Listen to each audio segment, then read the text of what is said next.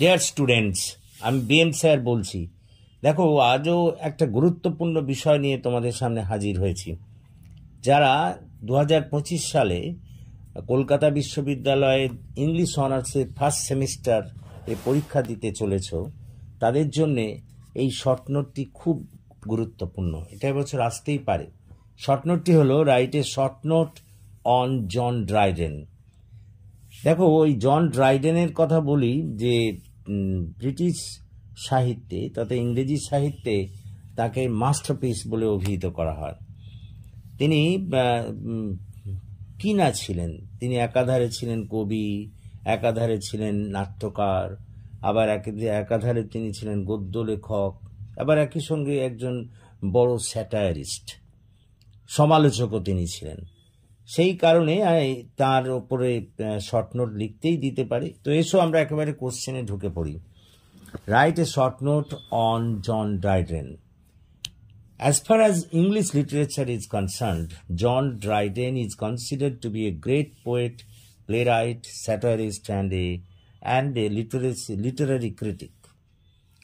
British সাহিত্য যদি পর্যালোচনা করা যায় তাহলে জন ড্রাইডেনকে অবশ্যই একজন বিখ্যাত কবি, নাট্যকার, স্যাটারিস্ট এবং একজন সমালোচক বলে ধরে নেওয়া যেতে পারে।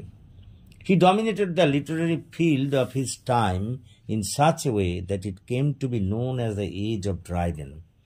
তিনি তার সময়কালকে এতটাই প্রভাবিত করেছিলেন তার সাহিত্যকর্ম দিয়ে যে তার সময়কালকে বলা হয় ড্রাইডেনের যুগ। Paragraph. He has no peer as a writer of prose. গদ্য লেখক হিসেবে তার কোনো কিন্তু জুড়িদার ছিল না, অর্থাৎ তার সমকক্ষ কেউ ছিলেন না। Specially Literary criticism and as a translator, বিশেষত সাহিত্যগত সমালোচনা এবং অনুবাদক হিসেবে তার জুড়িদার কেউ ছিল না। Dryden's sustained output in both poetry and drama ranks him higher. ড্রাইডেনের কবিতা এবং নাটকের ক্ষেত্রে অবদান তাকে ব্রিটিশ সাহিত্যে একটা উচ্চাসন এনে দিয়েছিল। Paragraph. As a poet, Dryden perfected the heroic couplet, sprinkling it with judicious enjambment, triplets, and metric variations. তিনি কবিতার ক্ষেত্রে কবি হিসেবে ড্রাইডেন এতই নিখুঁত ছিলেন যে তিনি হিরোইক কাপলেটকে তার ট্রিপলেট এবং মেট্রিক ভেরিয়েশন দিয়ে খুব সুন্দরভাবে সাজিয়েছিলেন। Paragraph. He is best known as a satirist. তাকে একজন ওই প্রহসন লেখক হিসেবে বা স্যাটারিস্ট হিসেবে বিশেষভাবে গণ্য করা হয়। দো হি রোট অনলি 2 গ্রেট অরিজিনাল স্যাটায়ার্স. যদিও তিনি খুব বেশি প্রহসন লেখেননি, দুটোই লিখেছিলেন, ম্যাকফ্লেকনো এবং the Medal, but through these satires he brought a revolution in the literary field of Britain at that time. কিন্তু এই দুটো প্রহসনের মধ্যে দিয়ে কিন্তু তৎকালীন ব্রিটিশ সাহিত্যকর্মে একটা আলোড়ন এনেছিলেন। Paragraph. His famous poem Absalom and Achitophel contains several brilliant satiric portraits.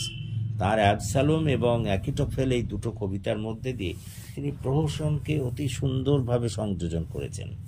Dryden's other great poems, Annus Mirabilis, Religio Laici, The Hind and the Panther, brought him a great name in the literary field.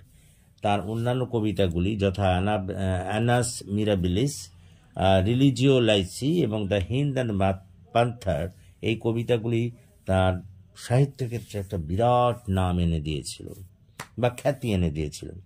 Hence in the end, সুতরাং শেষে it can be said that he was truly a master in all sections of the British literature. বা British সাহিত্যের সব দিকে তিনি একেবারে খুব দক্ষ ছিলেন। and so his contributions cannot be ignored at all. সুতরাং তার অবদানকে কোনোভাবেই অস্বীকার করা যায় না। তো আশা করি তোমরা বুঝতে পেরেছো, ঠিক এইভাবেই লিখতে হবে। and if you can write in this way, I think that you will get good marks. so যদি তোমাদের ভালো লাগে প্লিজ তাহলে লাইক, কমেন্ট, শেয়ার করো এবং একই সঙ্গে যারা এখনও আমার এই চ্যানেলটিকে সাবস্ক্রাইব করোনি, প্লিজ সাবস্ক্রাইব মাই চ্যানেল আমাকে এগিয়ে আসতে সাহায্য করো যাতে আমি তোমাদের আরো বেশি করে কাজে লাগতে পারি। So that's all for this day. Thank you for watching and listening. So please comment, share and subscribe to my channel.